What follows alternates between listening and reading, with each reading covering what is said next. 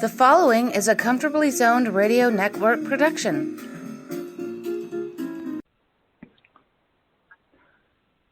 Thank you, Tally Olson. I am back, and you are comfortably zoned with me, the Zig Zag Man, in Alameda, California, right across the bay from San Francisco, across the moat from Oakland, in the northern part of the greatest state in the Union.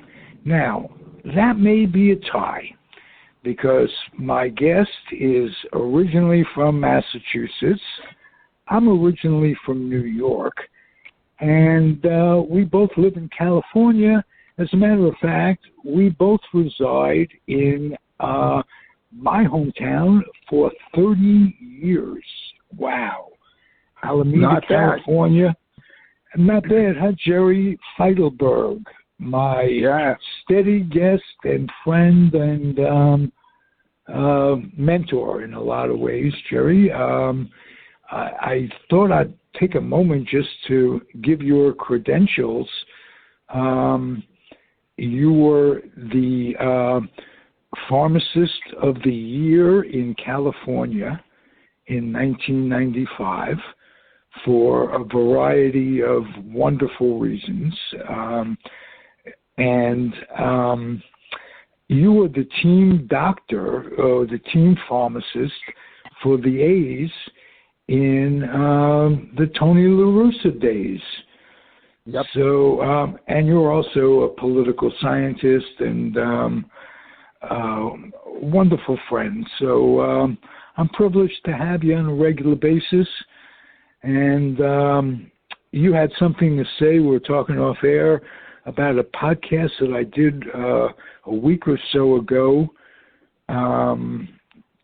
Take it, my friend. Yeah, you did a podcast with a comedian by the name of Stevie Bluestein. And Bluestein was from Massachusetts, from the Boston area. I think he grew up in Chelsea, Massachusetts. And he lived in New York for a while, and then he moved to California. And I think he said he's living in near Las Vegas now. I don't remember, but he's in Palm Springs. He bought this incredible mansion in Palm Springs, like 5 bathrooms and stuff like that. He's a highly successful author and comedian, playwright. He's just a terrific guest, as are you. What did you enjoy about the interview? I'm just curious.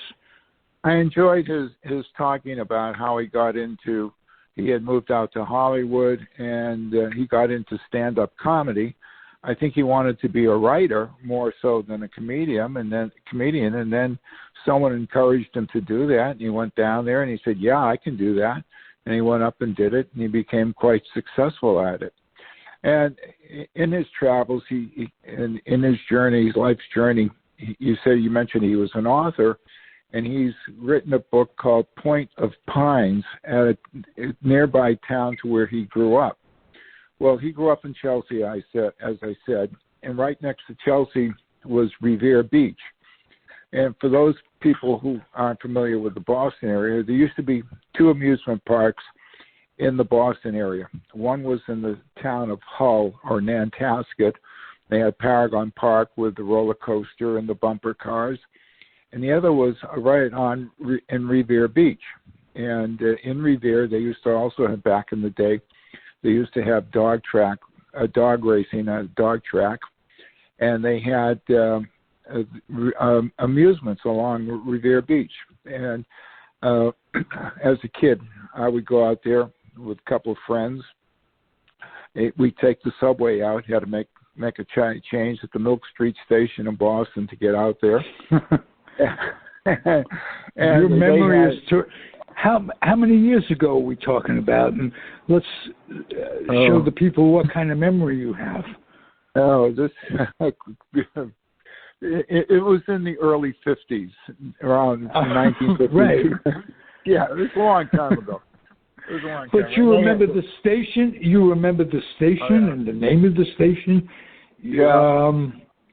Fantastic. Well, when you got out there, what was really neat about Revere Beach, they had this wonderful roller coaster that you could go on. I thought the one down in Nantasket was a little bit better, but this one was pretty good.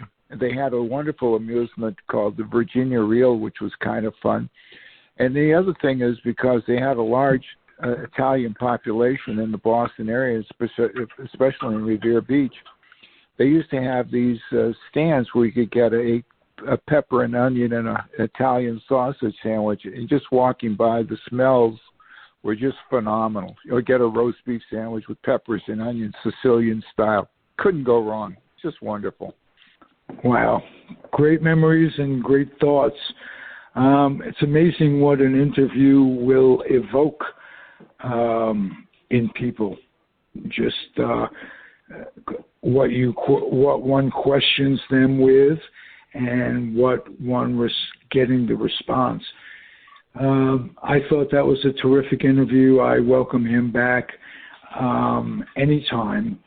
And you, my friend, are living in a world that you never imagined you would live in. It's been 3 weeks since you and I have spoken, and there's been such change that you wouldn't recognize the world as it is now. We had the trepidation last time you were on, whether or not, God forbid, Trump would get reelected.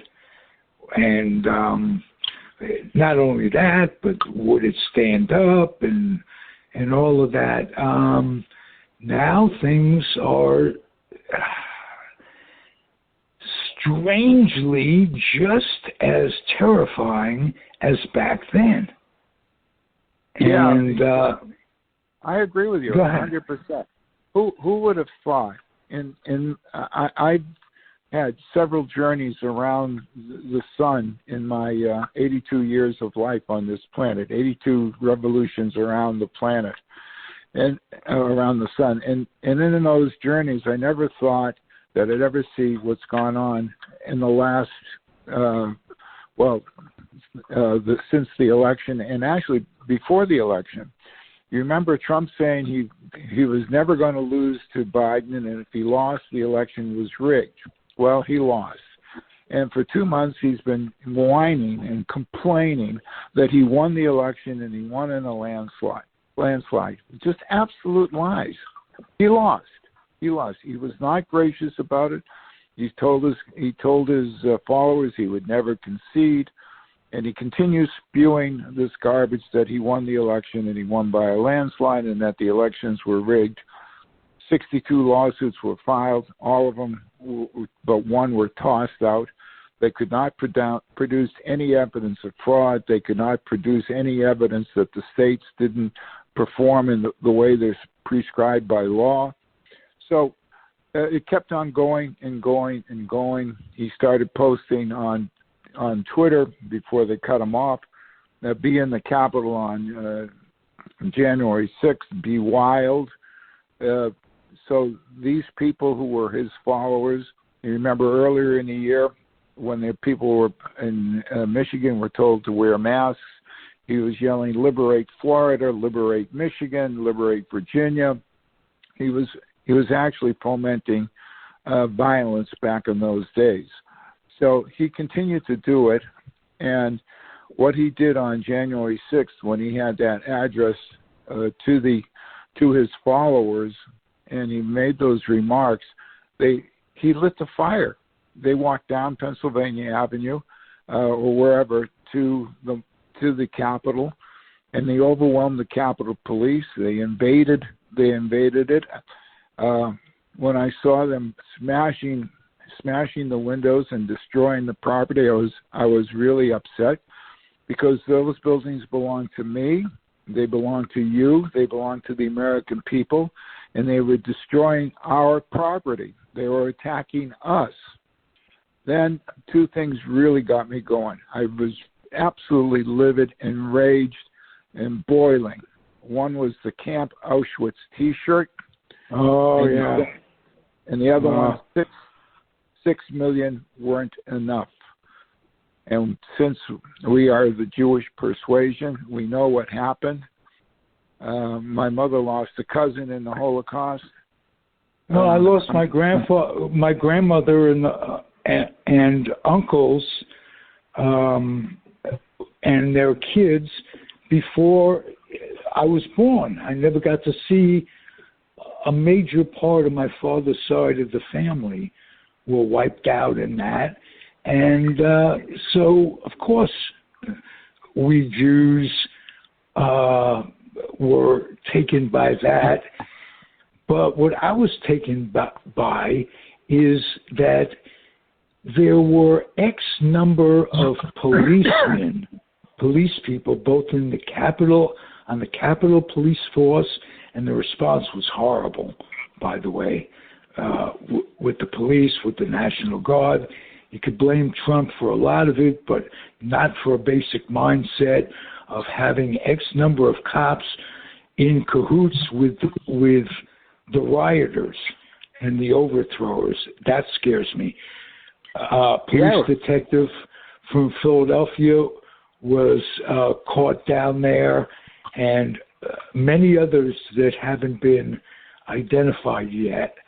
And the police mentality in this country has always been scary to me, and Trump has always depended on the police as part of his militia.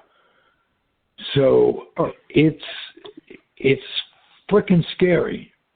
Yeah, and they're going to get to the bottom of this. They're now talking. One of the members of Congress said she thought that several Republican congressmen were giving tours to groups of people the day before the riots on January 5th. They're checking it out. And these people, along with who was in the tour? We don't know who was in the tour. They were led by Louis Gohmert from Texas. There are some other people. I don't know if Mo Brooks from Alabama was involved. We know the bad actors, Jim Jordan. We know Matt Gaetz. We know Devin Nunes. We know this guy Gosar from Arizona, Biggs from Arizona. These people were solidly pro-Trumpers. They're still spouting the line that the election was stolen, that there was fraud, that they did all this kind of stuff, all lies. Ted Hawley and Josh Hawley and Ted Cruz, senators, both with Ivy League educations. Hawley has a Yale law degree. Cruz went to Princeton and Harvard. These guys know better. They knew they were lying. They were out raising money. They were looking for money while the insurrection was taking place in the halls of Congress. So it's unbelievable that these people are serving. They've sworn oath to the Constitution to defend the Constitution from all enemies, foreign and domestic. And these are domestic enemies of the Constitution. They try to subvert and overthrow a duly elected election, one that was handled properly, that there was no fraud. So something ought to be done to these people. They can't get away with it. There have to be consequences for their actions. If you and I and they can't end up being pardoned by Trump before he leaves. That's why it was so important to me and to the country to get Amendment 25 going, but Pence backed out on that, and I don't know why, unless they have a deal where Pence will be president or run for president in 2024 with Trump's support or whatever, but I don't know. I just don't know. And I don't know how much those pardons that Trump wants to give himself and his family will end up helping him and them, because a lot of his Tsuris, speaking of Yiddish and Jewish people, a lot of his trouble revolves around state crimes and investigations. So, yeah, exactly. And there are a group of lawyers who are prepared to challenge the pardons in court because they feel that, number one, you remember back in 1974 when the Office of Legal Counsel said that a sitting president cannot be indicted. Well, that opinion came at the time when they had a corrupt vice president that was Spiro Agnew. Agnew. And they were afraid that if they said a president could be indicted and he could be removed from office, they'd have a corrupt vice president ascending to the presidency. So in that opinion, they said a sitting president cannot be indicted. A sitting vice president can be indicted. And they also said that no president should be able to give themselves a pardon. They cannot be an impartial judge. So there are precedents for what's going on. And if he issues pardons to these people who were causing the damage in the riot at the Capitol, that will be challenged too, because he's giving pardons to these people for corrupt purpose to protect his ass, and it can be challenged, and it probably would be held up as being an improper pardon. Excuse me. Okay, the violence notwithstanding, it seems that we have it covered getting rid of him in a week's time. Yep. But when you say the violence notwithstanding, the FBI is issuing alerts in all 50 states that people want to go to the capitals of the individual states. Yeah. So you're really spreading the National Guard sin, the National Guards in this country sin.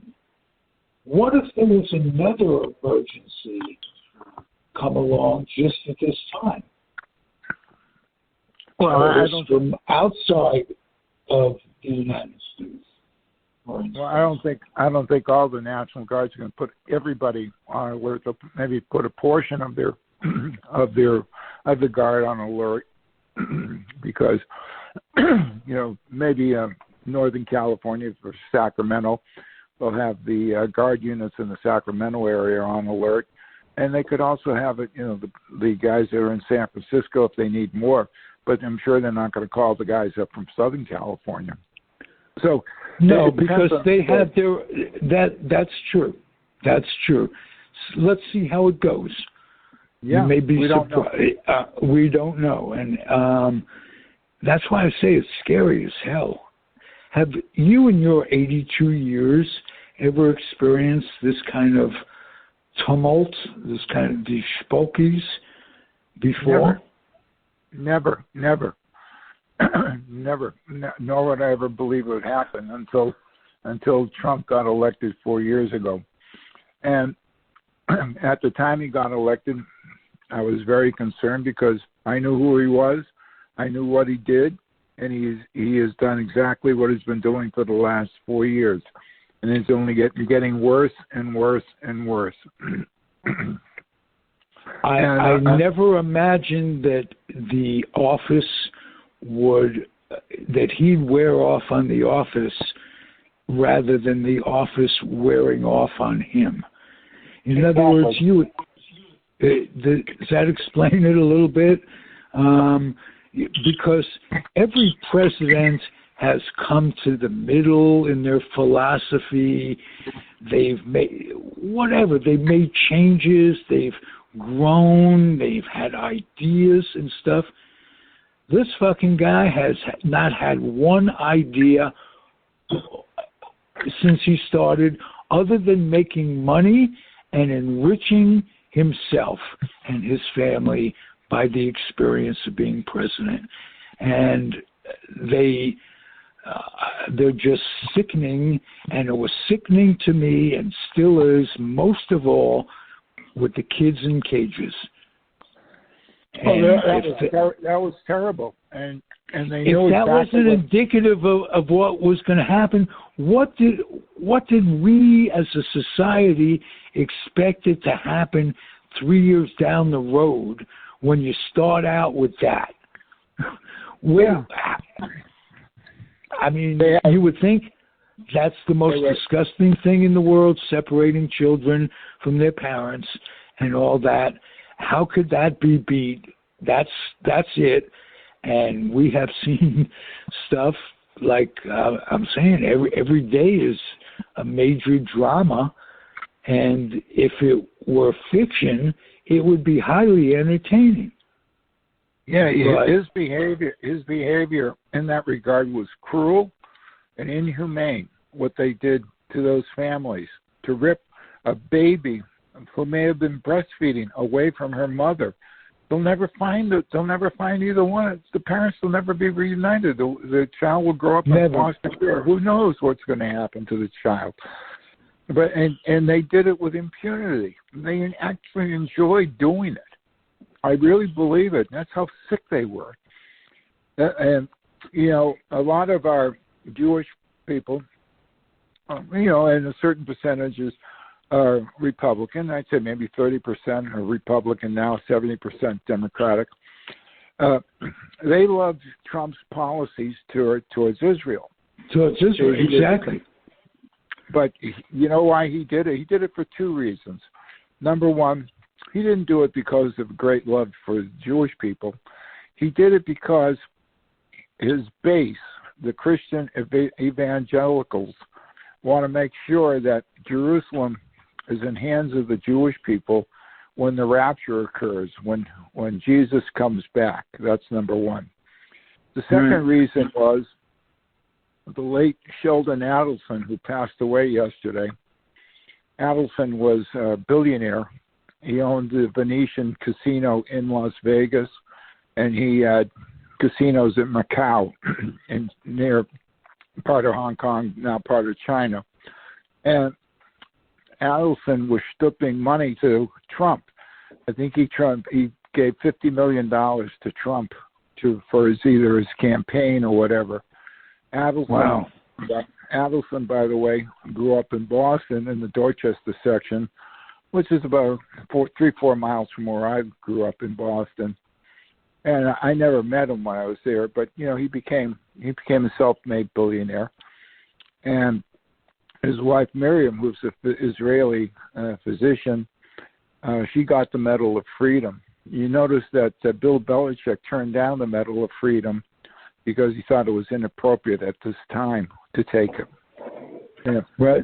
That showed me a lot from Bill Belichick. Who he doesn't have that reputation, giving a bunch of stuff where he's filming practices and deflating balls and this, that, and the other thing. I was tremendously surprised and pleased. Let's put it that way. Yeah. And Trump rewarded his friends with it. Rush Limbaugh got one. Jim Jordan, of all people, got one. Oh, my God. That's the most disgusting human being. Hiding up a bunch of stuff that went on with a doctor at Ohio State while he was the wrestling coach. And this guy gets the Medal of Freedom. Rush Limbaugh, the Medal of Freedom. In other words, it kills the meaning of it for life. Yeah, it does. It just says anybody that likes what I'm doing, I'm going to reward you with this. And if instead of saying it should be given for merit, for really making contributions to the United States and to the people of the United States. It's just right now in my mind, it's nothing. It's just a token. Well, Jerry, if it'll make you feel any better, the man lost the number one thing of importance in his life. that was Twitter. Oh, yeah, that was great. That was terrific that he doesn't have the ability to spout his bullshit anymore. Yeah, Twitter took him off. Facebook took him off. The right-wing, sort of like Twitter, Parler was taken down by several platforms too, and so they can't spread their vile thoughts and their about insurrections, their QAnon theories. You remember Stonestown was Newtown, Connecticut. It happened in 2012, so it was 8 years ago, when 26 people were murdered at the school in Newtown, Connecticut. And for Alex Jones, who is a conspiracy theorist, and it goes along with these wild things that are going on, and all these like guys like Steve Bannon and QAnon, they're all buying into this, and Trump's buying into it. Alex Jones had the affront and temerity to say that the deaths at Newtown were staged. They weren't staged. Oh, no, our friend Peter Golenbach's brother was one of the responding physicians at Newtown. Uh-huh. So, no, it wasn't staged.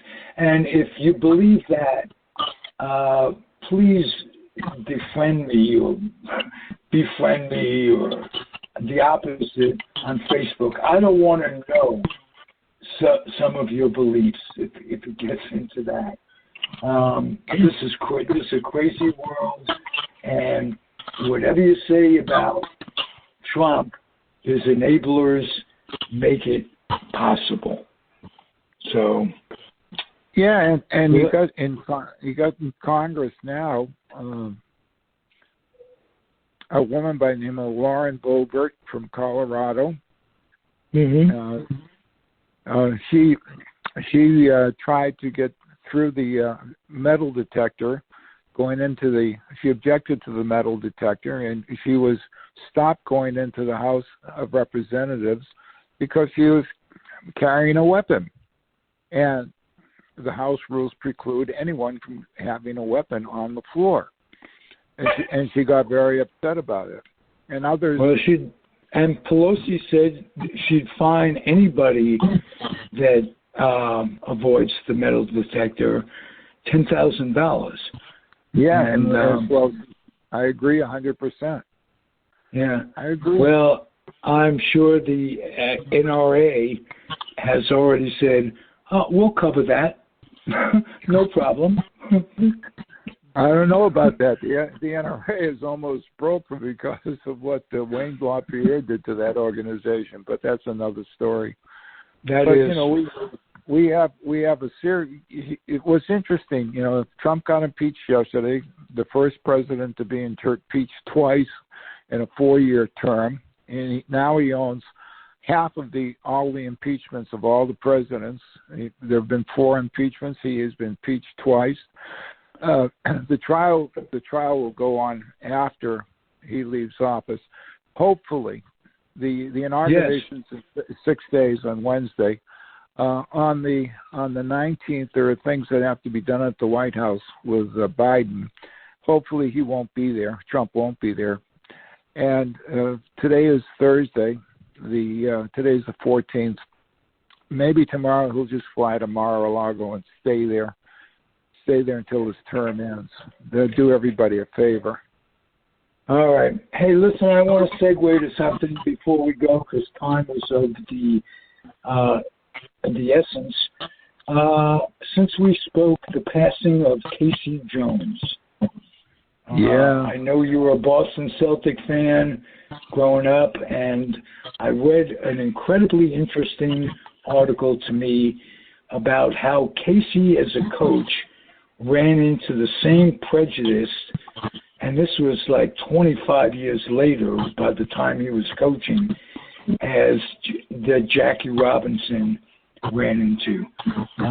Can you elaborate on that? Yeah, one of the things about Boston, and it had very, very definite neighborhoods.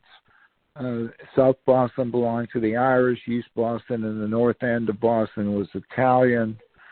And, the Dorchester, Mattapan, Roxbury area in the old days were all solidly Jewish. And so when the black people moved into the area, there was a lot of people moving out of these areas into other areas. And so when Bill Russell came, and he and his wife bought a home or rented a home in Reading, Massachusetts, which is a little on the north side of Boston, they woke up and they found stuff written on their garage, not too many, not saying nice things about them. And hey, let's not sugarcoat it. People defecated in his bed. Yeah, broke into his house and defecated in his bed.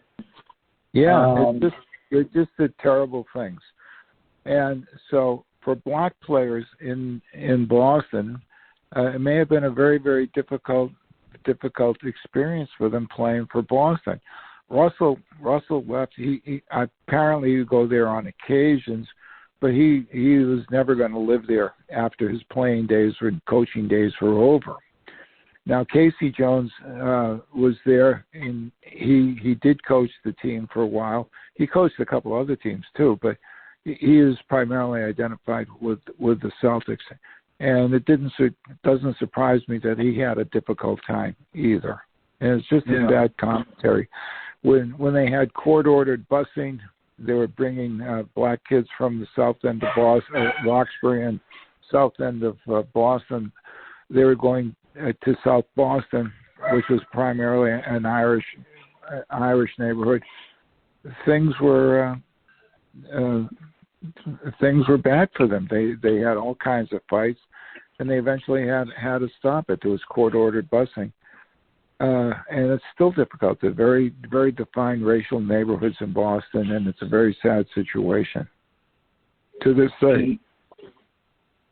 Well, I hate to end on that note, but just wanted to cover it. Yeah, it's been a sad year for Boston Celtics fans. We lost Tommy Heinsohn. We lost Casey Jones, and John Havlicek passed away about a year or so ago. Three Havlicek. Well, let's remind the audience that Havlicek was taken by the Cleveland Browns as well. He could have been a wide receiver. I think he was the last cut, and an All-Pro beat him out, and I don't remember who it was. But all I could remember... I think it was Paul Warfield. Very possible. Very possible. Do you remember a movie with Walter Matthau? With Paul Warfield? You know the movie I'm talking about? With Paul Warfield was in it, if I'm not mistaken. I think it was with Jack Lemmon, and the Jack Lemmon gets hit on the sidelines, and Walter Matthau was trying to get him all this money from his injury. Can't remember the name of it, but it was in the 60s, black and white movie. Very entertaining movie. Yeah. As was anything with Jack Lemmon and Walter Matthau. They could have read the phone book, and it would have been great. Yeah, I loved the Grumpy Old Men series. That was fabulous. The two movies that they did. And now we're living it in real life. Well, but look who was in the movie with them: Sophia Loren and Anne Margaret. Yes. It was the wrong title. It should have been Happy Old Men rather than Grumpy Old Men. And if they weren't happy, you wonder why. Yeah. If anything's going to make them happy, that should.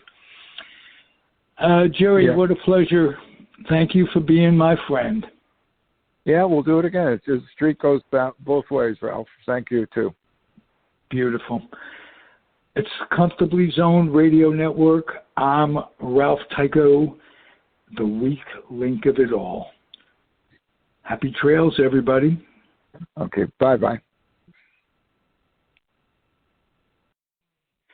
The proceeding has been a Comfortably Zoned network production. You are advised to keep your dreams wet, your humor dry, your children and grandchildren out of military recruiting offices and off the laps of clerics who wear dresses. Thank you for listening, everyone. Happy trails.